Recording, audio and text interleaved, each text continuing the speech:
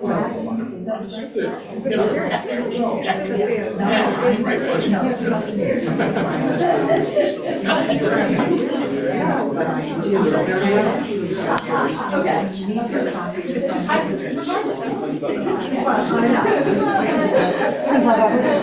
say to myself, no, that's why she gave you this longer than normal. No.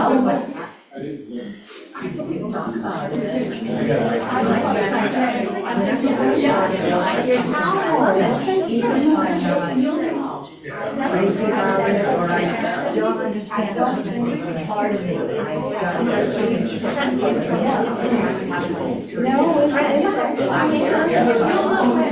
Thank you. I was like, Tom, I don't know. I know. We want kids to get up.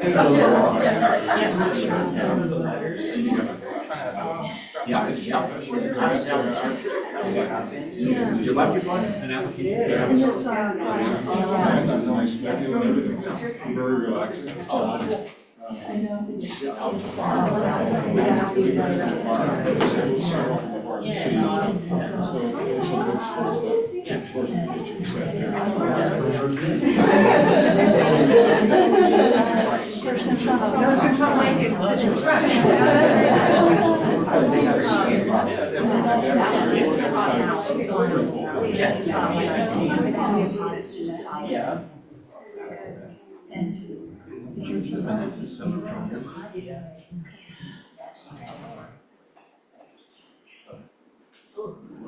The silence.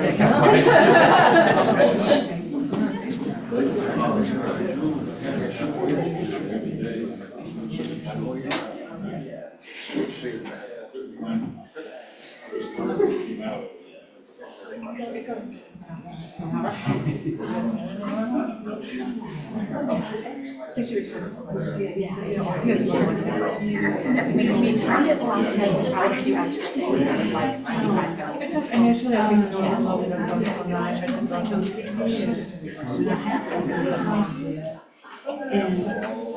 Places where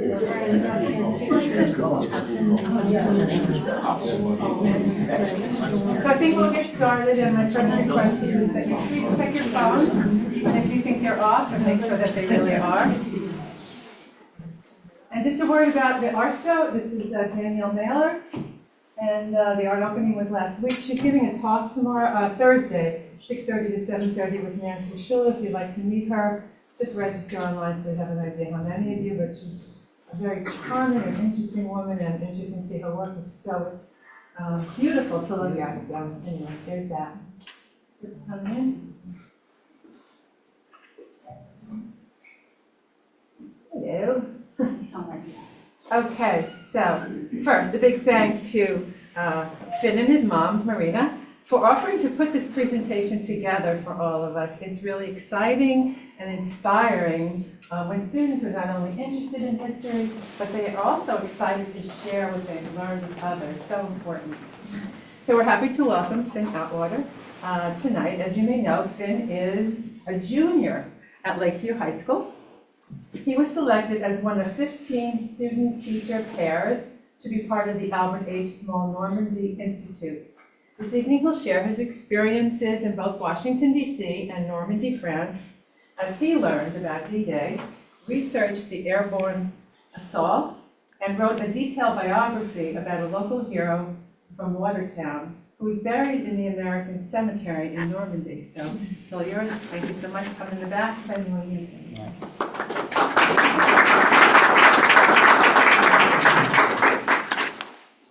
Welcome, and first I want to thank Sheila Clapper and the other librarians who gave me the chance to speak tonight.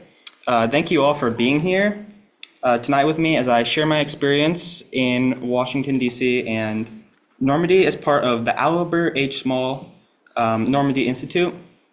Thank you also to those attending the lecture virtually. My mother and I were one of 15 teacher-student pairs selected across the nation to participate in the Albert H. Small Normandy Institute, which is run by some amazing George Washington University professors, Tom Long, Derek Denver Brensman and Eric Arneson. My mother is a social studies teacher in Region 16, and I'm a junior at Lakeview High School. The Institute is open to all students in the 10th and 11th grade, and all winter and spring we read and we read many college-level books and had many discussions, bi-weekly Zoom discussions. Each student was responsible for 2 big projects, a briefing report and a biography/eulogy for a local hero who is buried in the American Cemetery in Normandy.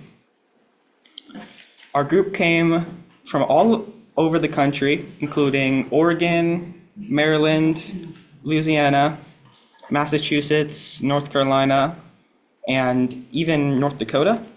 It was just really great to interact with such a diverse group of people.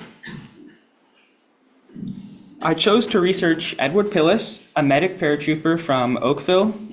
So then I decided that I would write my briefing on the airborne assault. On the 80th anniversary of D-Day, a week before my departure, I got to meet Edward's niece and nephews. They showed me his photo and his treasured Purple Heart. I could tell that his family really cares deeply about him and still feels his loss. So we took the train to Washington, D.C. and stayed at the dorms at the GW campus. We saw some of the amazing monuments on our first night there. And we went to the Arlington Cemetery and laid a wreath at the tomb of the unknown soldier. And we then went to the U.S. Holocaust Museum, where we saw the Eternal Flame. Here's some of the headlines across the country, showing what people knew about the Nazis and the Jewish persecution and when they knew it. The famous collection of shoes was back in Poland, but I saw so many powerful things, such as the collection of silverware, a stack of banned books, and the Nuremberg laws. I was really shocked to see this map of Southbury in the museum's exhibit. It shows the location of land that the American Bund, bought in 1937 with the intent of creating a Nazi summer camp. Yeah.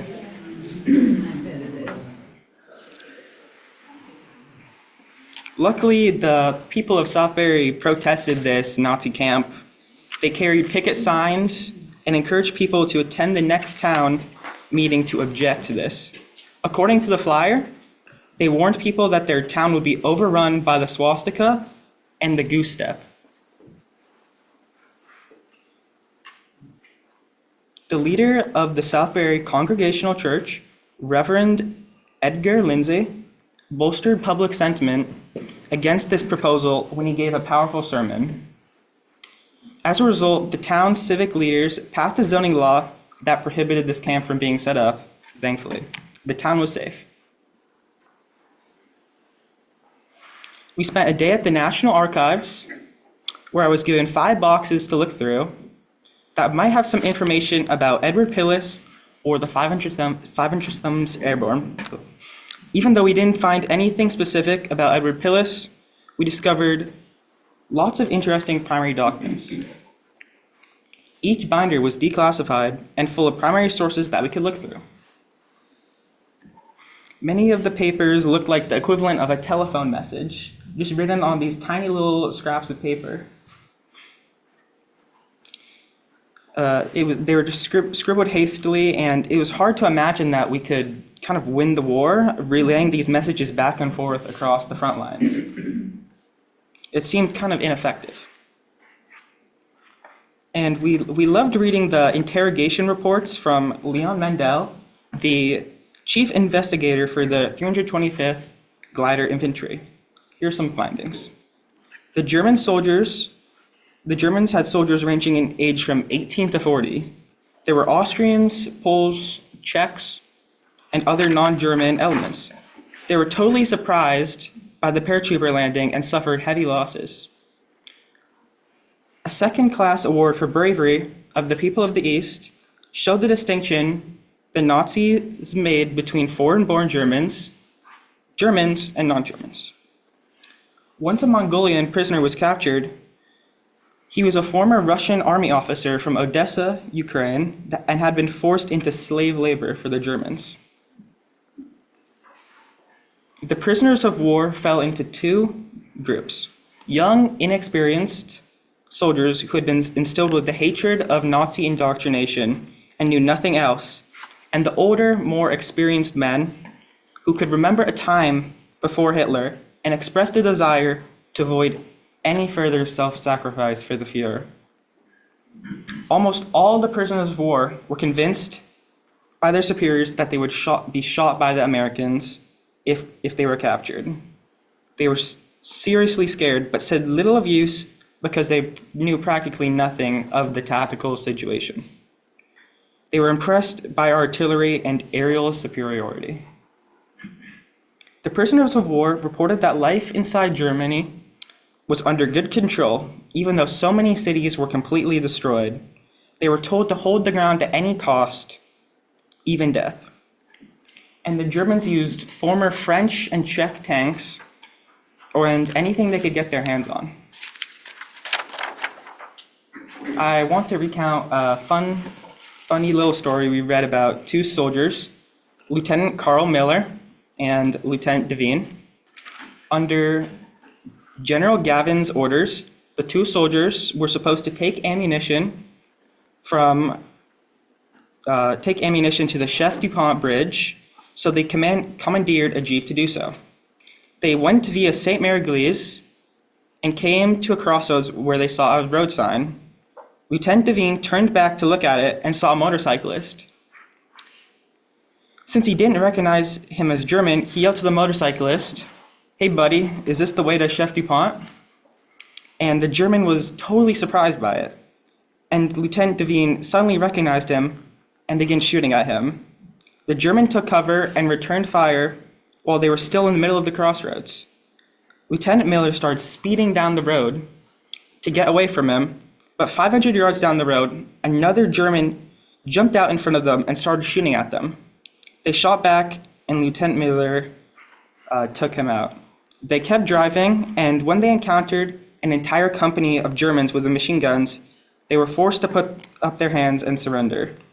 But they weren't well guarded, so they managed to escape by jumping in some bushes and even going to sleep for a few hours before getting captured again. This time, they were taken to the division headquarters and given German food, beer, and wine.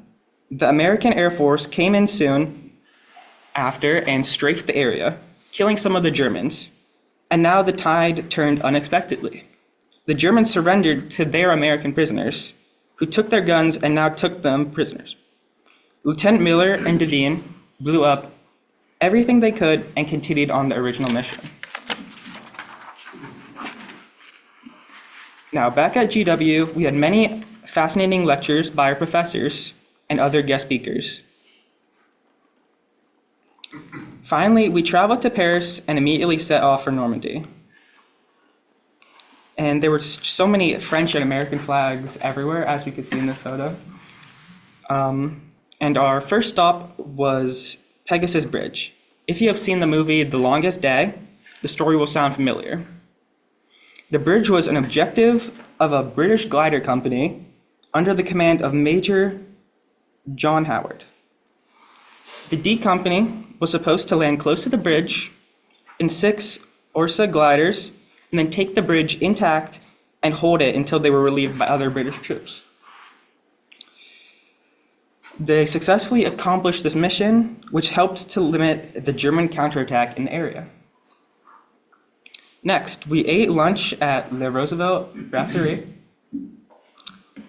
From 1942 to 44, it was under Nazi control, but then it served as a U.S. Navy communications center from June to November 1944. Professor Tom Long was able to procure the key to the underground bunker so we could see what the communications center looked like. Amazingly, it still has the signatures of the radio operators on the walls. I gave my briefing on the airborne assault at the beautiful town of St. Mary-Gleaves, which is also famous and recognizable if you've seen the movie The Longest Day. A paratrooper named John Steele landed on the church steeple and got stuck there. A replica is hanging there today.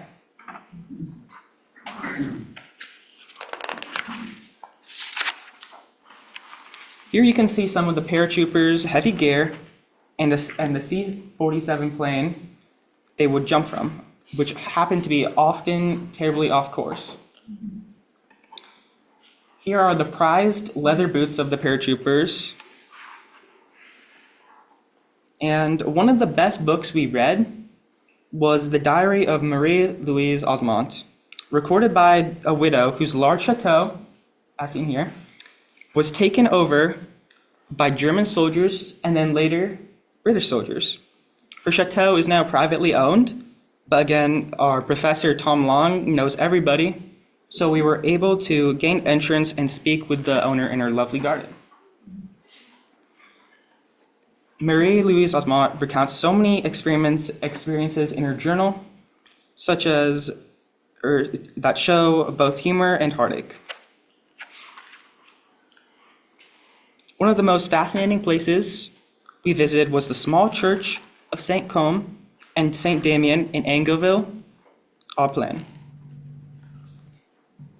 St. Côme is the patron saint of surgeons, and his brother, St. Damien, is the patron saint of pharmacists. They were made into saints in the 4th century because they refused to accept payment for healing the sick.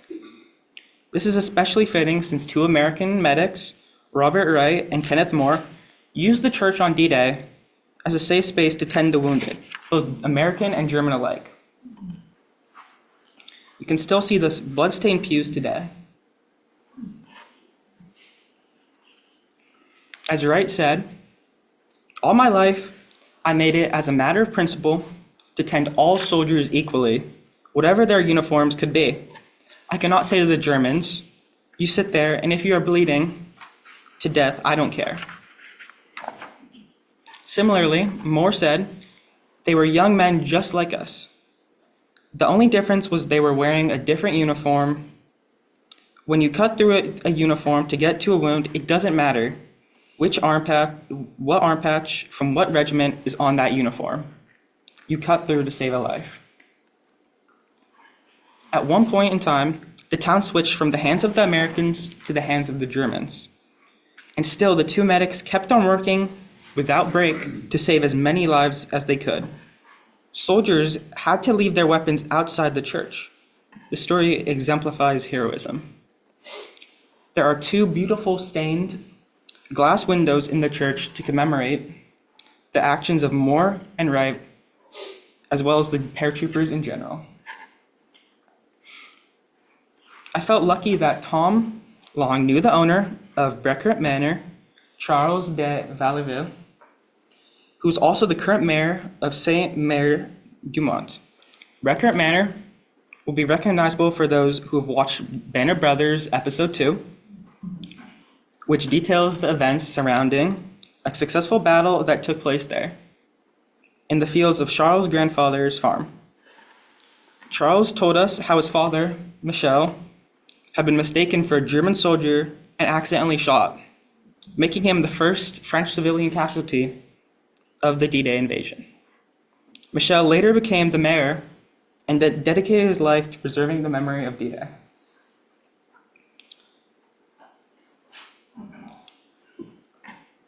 The field and the hedgerows are well maintained.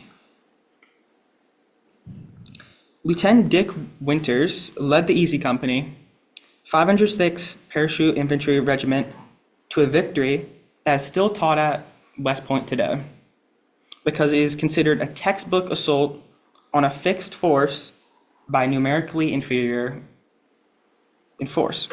Winters had 24 men when the Germans had 60.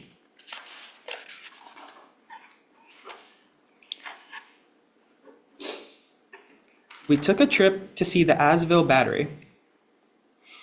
It was considered one of the strongest Atlantic Wall fortifications, even though it was set back 3 miles from the beach. It was garrisoned 170 Germans in a heavily fortified system of 150 meters of trenches and 600 meters of concrete tunnels. It had a powerful artillery gun and 4 casemates. It was one of the primary objectives for D-Day. The Allied forces relentlessly bombed the battery during the night of D-Day because the soldiers at the battery with their 105 millimeter guns were bombing the Allied ships in front of Utah Beach endlessly and delaying the landing of the 4th Infantry Division.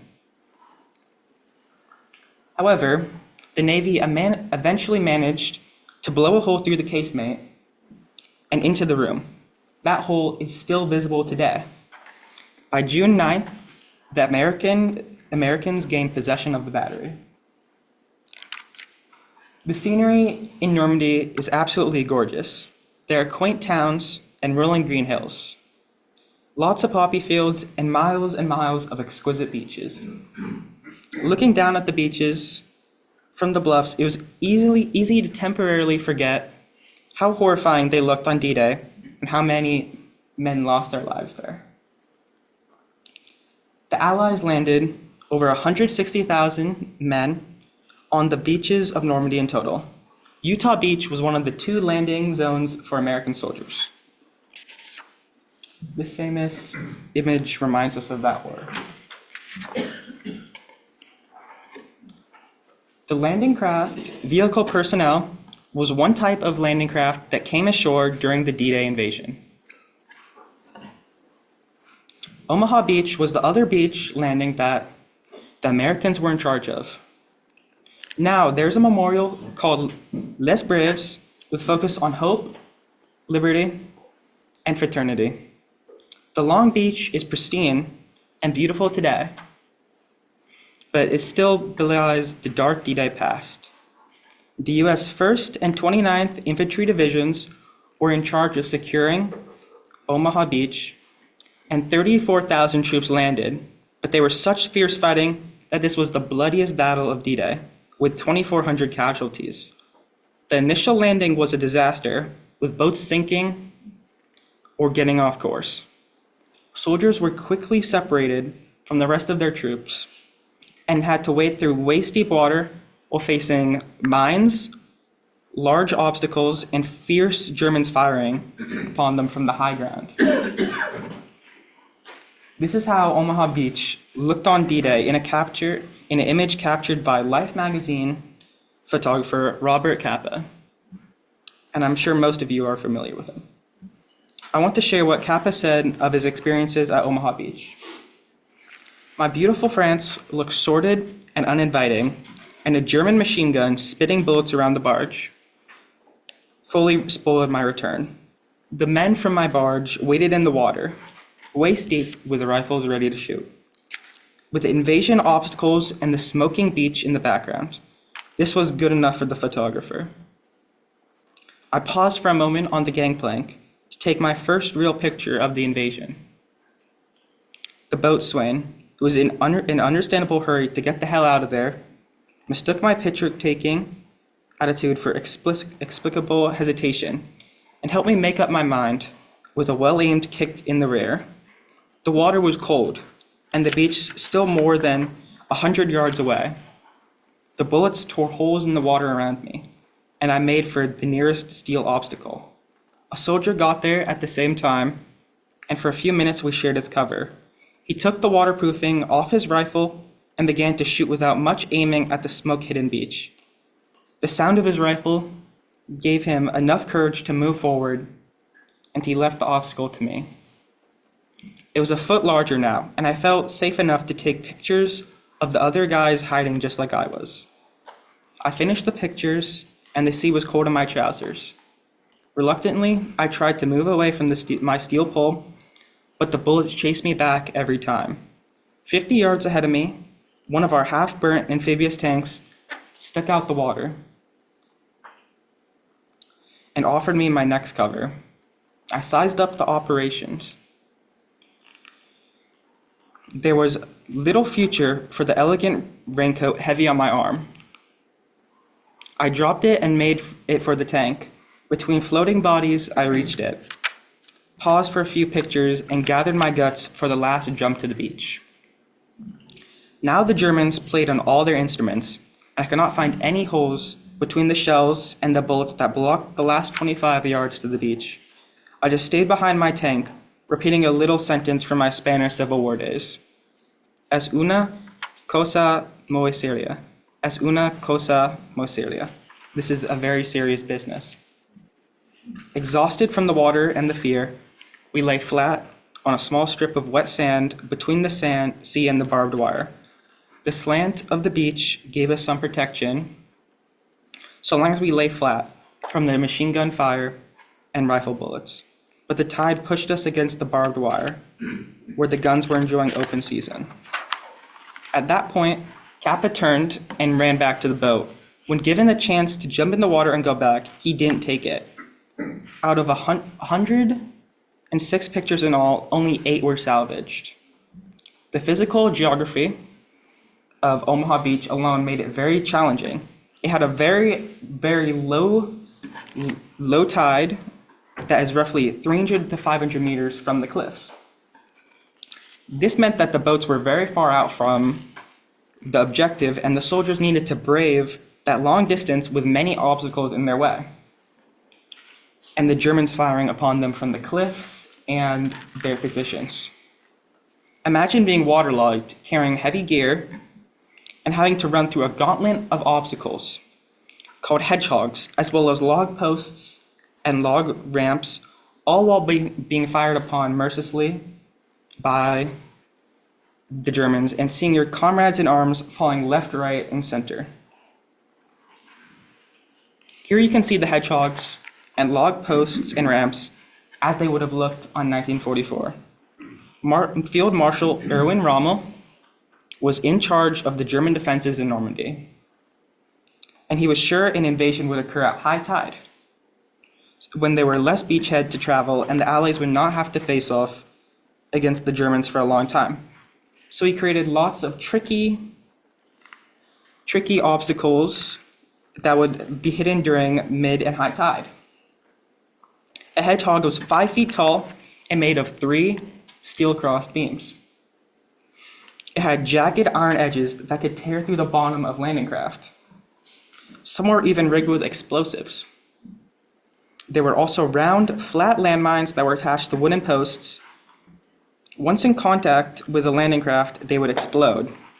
Plus, they were the very famous long posts sticking into the ground vertically that would prevent boats from landing. They were given the perfect nickname, Rommel's asparagus. Beyond the high tide line, there was a shingle and sand dunes and a long line of concertina wire. Then there was another 200 yards of shelf ending in cliffs. These cliffs rose 100 to 170 feet tall and were an impressively daunting sight for anyone who even made it that far. Here you can see the hedgehogs today. Some of us decided to run up Omaha Beach at low tide to see how it would feel. It was grueling, and that's without any gear, without being shot at, and without any obstacles in the way.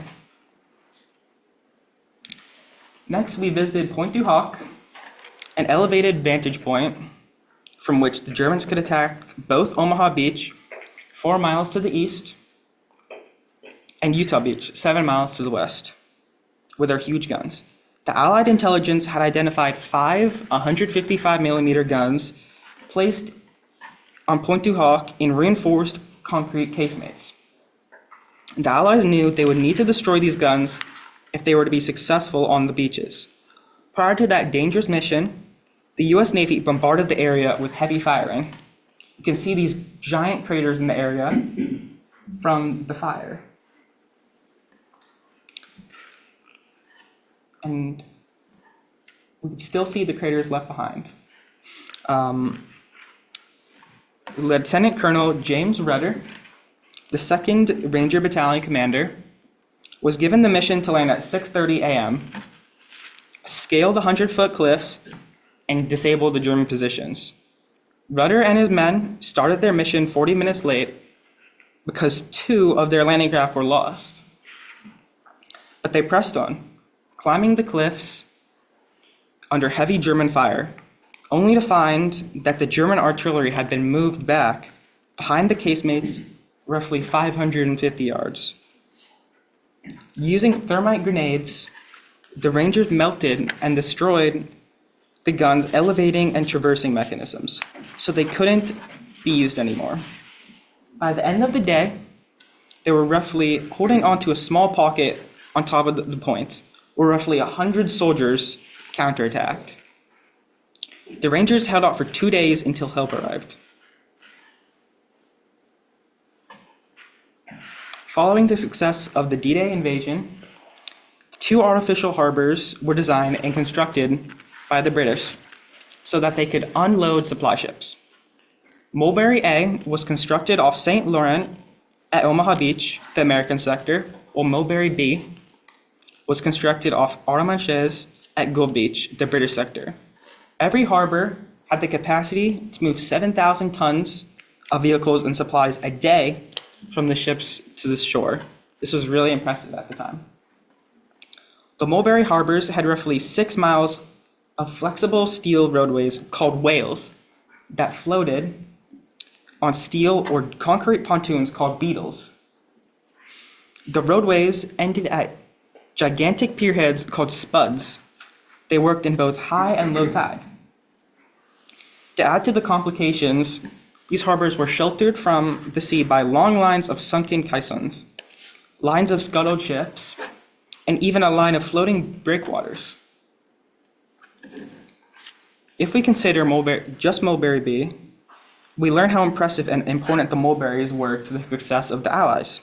Mulberry B supported the Allies for 10 months by allowing 2.5 million men, half a million vehicles, and 4 million tons of supplies to land and move on towards the fighting in the rest of France and beyond.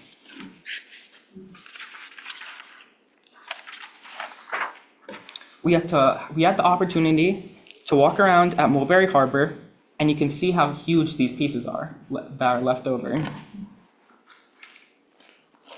This just serves as a stark visual reminder of the past, how close we are in the present to this time, both literally and figuratively. We then visited the German cemetery at Rainville. The cemetery contained 2,236 Commonwealth burials, 90 of them unidentified. There are also 323 German graves. Sadly, there is a 16-year-old buried here, a young boy the same age as me. There are also 2 brothers buried here, and 3 17-year-olds. The oldest person was 49. Vainville was peaceful and intimate.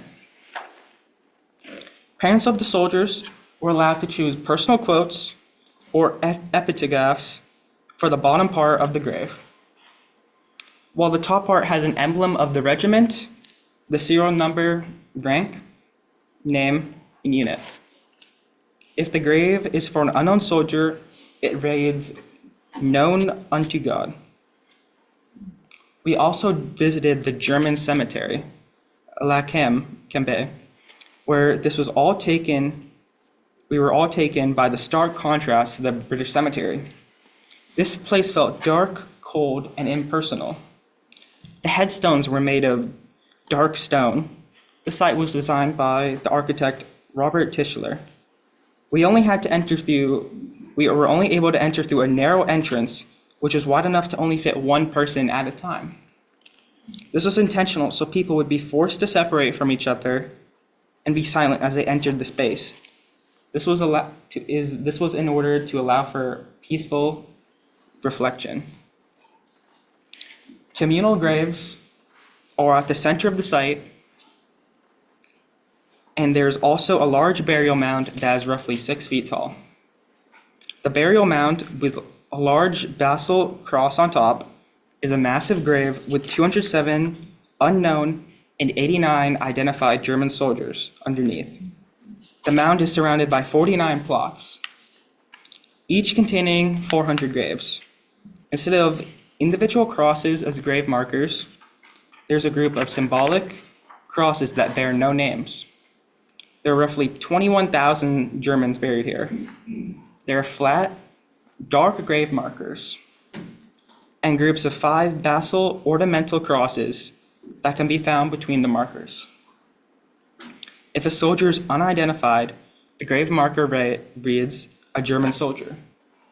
If the soldier is identified, the grave includes the name, rank, date of birth, and date of death. And on our last day, we visited the American Cemetery.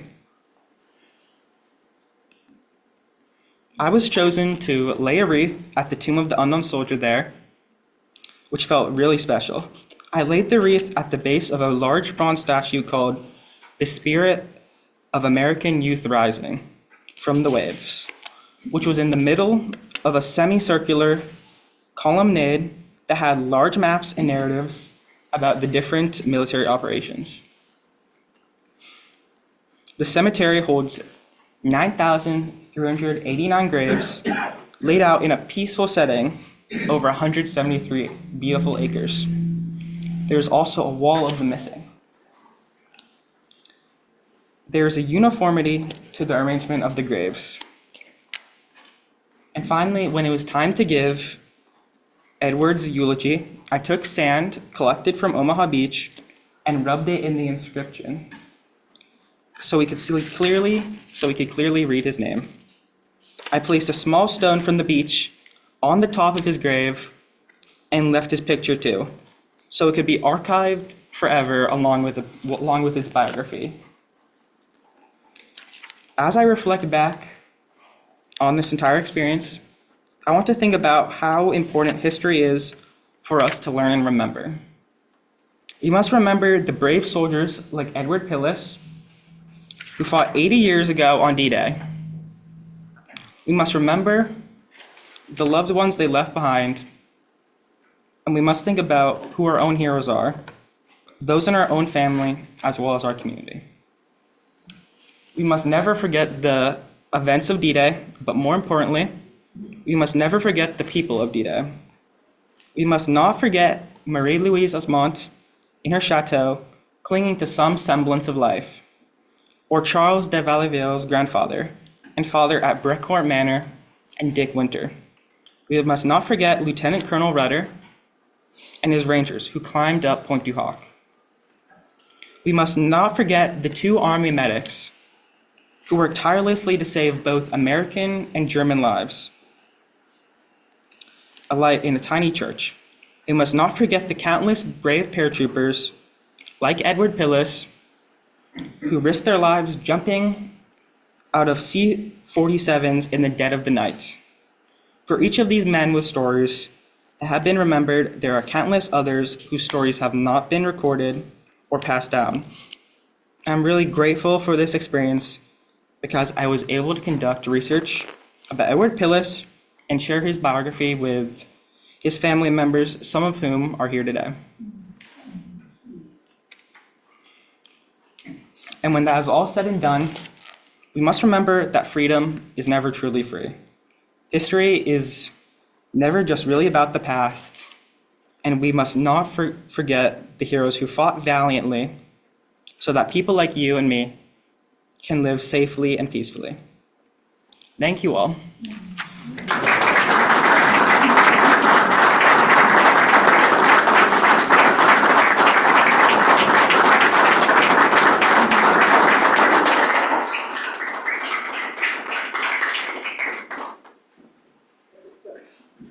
How did you first become interested in this topic, and how were you selected? What was the criteria for your selection?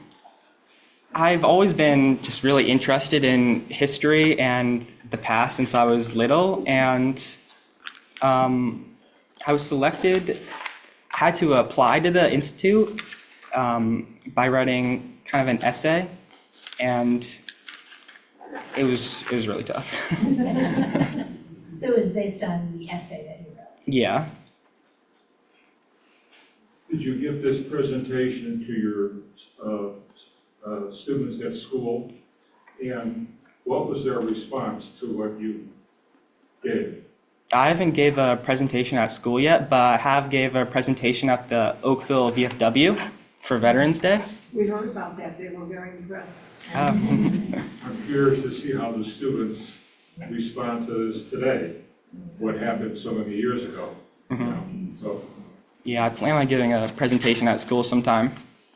good. Did your family have a background in the military? You want to speak about Papa, who's buried in Arlington? I do have a grandfather who was in the military and buried in Arlington, so I have a little background, family background. A hell of a background. Yeah.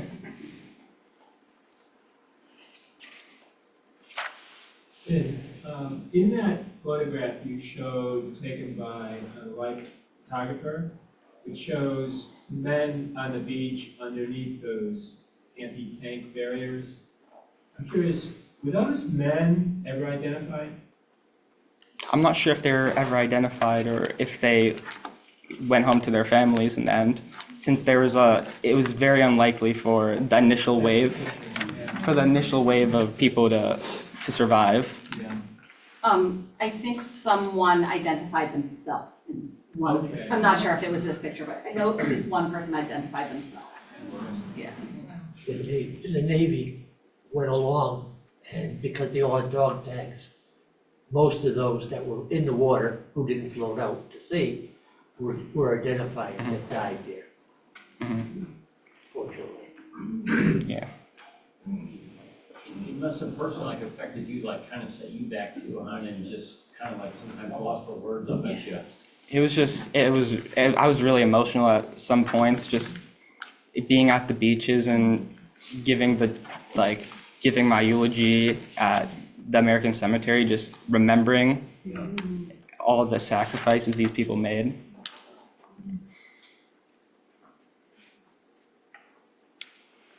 Yeah, you did a very nice presentation. You're a young man, Thank you. very proud of you. Thank you. One of the reasons I'm here is because I had an uncle from Oakville, Connecticut, where Mr. Phillips was. And I'd like to speak to the people of the Phillips family. My uncle John Gwizdowski was killed June 6th in Normandy. And according to the Waterbury Republic of America, which I gave you some documentation, he was apparently one of the first Waterbury area serviceman that was killed on Normandy Beach. He was in the 8th Infantry. And he was buried, I think, at that American cemetery. And my grandmother, his mother, wanted him back home. Didn't want him buried over there. It took from 1944 to 1947 to get his body back. And it came in on a train to Springfield, Connecticut. And my father, who was in the Navy, South Pacific Destroyer, along with my cousin here, your father was a brother of John, who got killed, went up to pick him up with the funeral people and brought him back to Waterbury. And he's buried in Calvary Cemetery. And I have a picture of his footstone on my phone here. So, very interesting. That prompted me to want Thank you. to see this. I've never been to a presentation in Normandy. I've seen TV shows and movies and stuff, but the documentary on History Channel. And, yeah, very nice job. Thank you. Appreciate it. Yes, my husband and I were on Normandy Beach on Memorial Day. And like you said, moving, all the graves had American flags, and we were so impressed because the French people in that area still honor and remember what the Americans and the British and the Canadians did for them. You know, sometimes we hear French people don't appreciate Yeah. us. Well, The Nor- that area definitely, they take care of the graves. There's flags all over the streets, the town. yeah, there were just so many American flags just everywhere, Yes, and Canadian and yeah, British. And this was Memorial Day, so it was absolutely yeah, brought tears to our eyes. yeah. The Excellent the job. French they really keep good care of Yes, the cemeteries, the memorials. they have not forgotten. Yeah. I was wondering about the incredibly courageous life photographer, if you knew if he survived the war or this invasion. Do you know anything about if he made it through or not? I believe he survived the invasion. His name is Robert Kappa, and he got right back on that boat Yeah. and did not get back on shore. He had his photos, and rushed to get them to Life Oh, magazine. yeah. We have a biography of him up there. He went to Hollywood. He lived quite a long life after that, yes. Yeah. But he was a very, very famous war photographer, and he was really the only one that was able to capture the action on Omaha Beach. Yeah, and just barely too. Yeah. Only 8 of his 60 photos were His, be able to be his, salvaged. he rushed to get the photos back, and they were developing them, and then someone was so eager, they hung them in a really hot closet, and they all sort of like the emulsion sort of disintegrated or whatever. So that's why there's so few of the photos. Yeah. Yeah, recently, French president, the latest French president, requested or ordered all American troops off the French mainland because there's NATO going on and he was afraid they were gonna be involved in that. So he's telling that to our new Secretary of Defense. He had him speak and he says, President, does that include all our buried troops on your Normandy? You know, the damn president didn't know what to say on that one, you know? But Yeah. it's a beautiful answer. Very sad.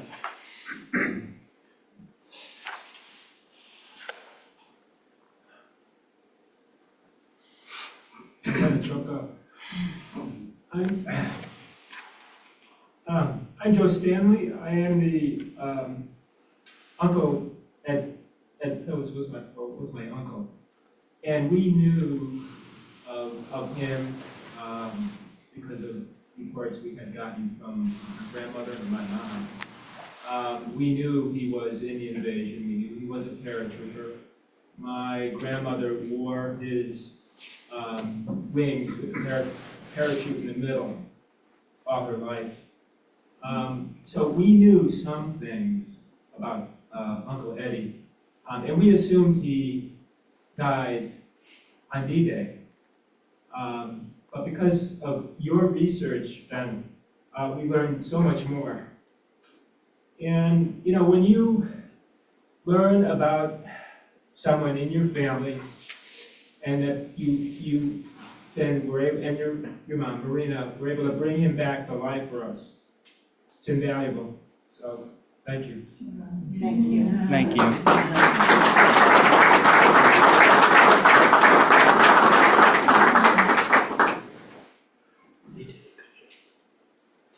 Most of these were boys, 17 years old, that either lied or forged their mother's or father's signature. The rest were an 18-year-old and some 19-year-old that saw no combat. They were as raw as you could be over there. And I don't know what the average age was, but I think it was quite low. I don't read down the average age, but Dad was 18 years old. But I think it was something like that in Normandy, I'm not sure, but they had no experience and, you know, that's what happened during World War II. Yeah, I think you're right. The average age was about 18 or Yeah, 19. it was. Edward was 27, and that was considered super old. Especially to be a paratrooper jumping out of the planes, that was considered really over the hill for that daring of a activity, but you're right. I mean, just Finn's 16, so just Yeah. a year or two older than him. Yeah.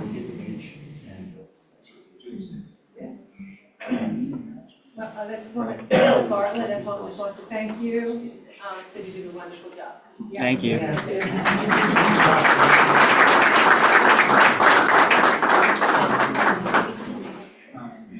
I have some documents and photographs of my time in Normandy. Feel free to take a look. A little more follow on, I'm a local ag historian, I guess. Normandy was one of the major events of World War II, which was the defining event of the 20th century, in my opinion. So you plan on studying and let's say reading and studying further about the war in France and the global war, different Oh, views yeah. of the war? For sure. I'm gonna keep on researching, Yeah, without a doubt. yeah. You'll find it rewarding and informative. Yeah, it's an amazing process. For sure, yeah. Yeah, this was just the start, the war was a long time for them.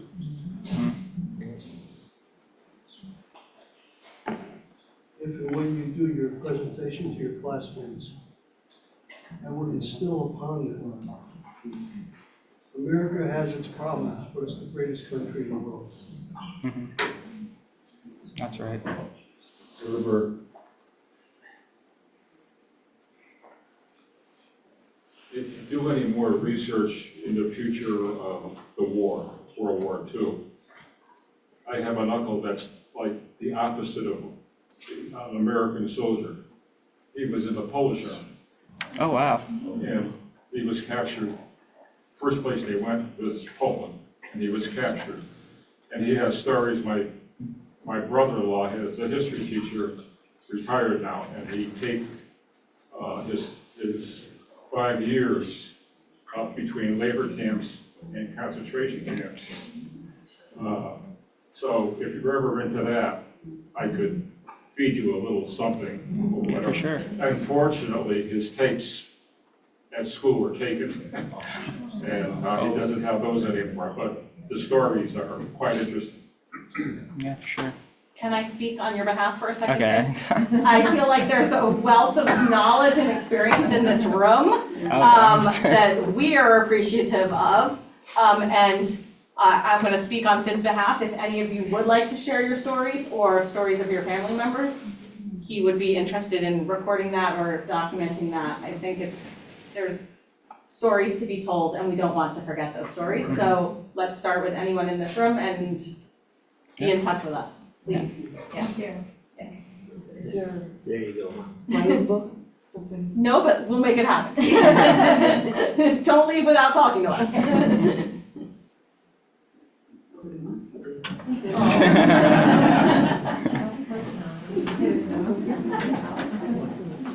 Thank you, I everyone. could tell a little something on the humorous side, I guess we could say humorous side.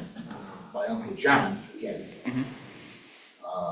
he was 27 also. Phyllis is a relative. When he died on the beach of Normandy. But again, he grew up in Oakville, Stanley Avenue, Oakville. John, they call him Johnny Star. I think he was down Dean Star. So they call him Johnny Star in town. Well, he worked at, probably nobody knows here, but there was a factory, a textile factory in Watertown on Nicollet Road called Princeton Knitting Mills. No. And my dad worked there back in the late 50s and 60s, and John did. There was a bar right at the base of Princeton Knitting Mills called Davally's, which people know that. Davally's, it was a bar and a restaurant. Well, John wasn't the quietest kind of guy, and he didn't avoid any kind of conflicts. So he used to get in scraps at Davally's. Well, it happened so often. Now, I was told this by a gentleman who lived in Watertown, or Oakville, Watertown, at the time. He told me this directly from his mouth to my ears. Your uncle was John Wzdowski. Johnny Starr, he goes, geez, he goes, the Watertown chief of police told him, John, please, I'm tired of locking you up. Get the hell out of here and go to service. And he did. Wow. One more thing about, you mentioning Star, now, you know, Capuano, his mother is my father's sister. Yeah. So, I go to a restaurant, and is Gwizdowski. I'm Wisdowski. Right. Well, you know, what's your name, you know, like for a table, and I said, oh, Rolling Star. So they call Star, that's what 2 R's, 2 people get up to go, oh, and he's looking at me like, are we related? And I said, oh my God. I just used the name because it was shorter, you know, like Wisdowski, I have to spell the whole thing out. Oh, boy. I figured there wouldn't be another Gwizdowski. You know, it's amazing just to think back how these people lived. And I know. I'm 69. My dad was in the South Pacific on a destroyer, World War II. He lived to 94. But, you know, these guys, these kids, you're how old? I'm 16. Well, in another year, they went into the service. At Wow. 18, 19 years of age, and they fought. It's amazing. They went into service at that age, they did what they had to do. It's the greatest, it really is the greatest generation, like Tom Brokaw said. These So kids much were bravery. they were just amazing. And we do have a lot of them nowadays that fought over Desert Storm, Uh-huh. everywhere else. Just so much You bravery. know, a lot of honor, and that's why we're able to live when Thank you. My husband has an uncle that was in World War II and shortly after D-Day. He wasn't on D-Day. But I remember all the years that he was alive, he died in his 90s. It took him a very long time to talk about his experiences. And I've heard that about many of the soldiers that came back after World War II. They just didn't want to talk about it. And my husband's uncle didn't start talking about it. My husband kept asking him until he was probably in his 80s. He just couldn't talk about it. It was really I've traumatizing. heard a lot of it. There was a lot of talk that took place in the VFWs. People who didn't serve had no interest in it, and we had no interest in them either. There's talk. Yeah, amongst themselves maybe, but How not. do we relate to them? Yeah.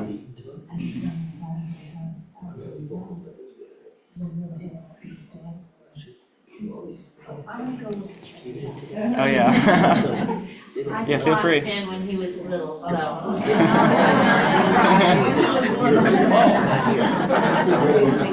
So you did a good job, didn't you?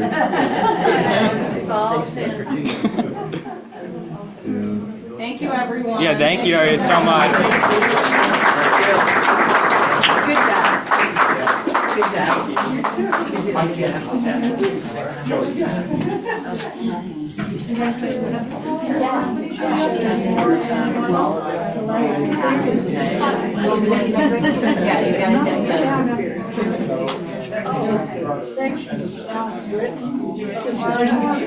There you go.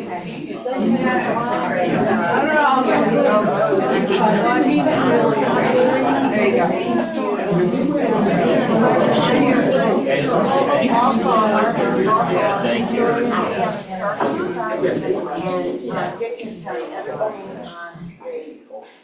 Yeah, but they were trying, even back when Star Wars started, it was like, that was the last 20 years. They were trying to take back that stuff. We had to fight, so like, we had to come up with a fight, so we have all that documentation.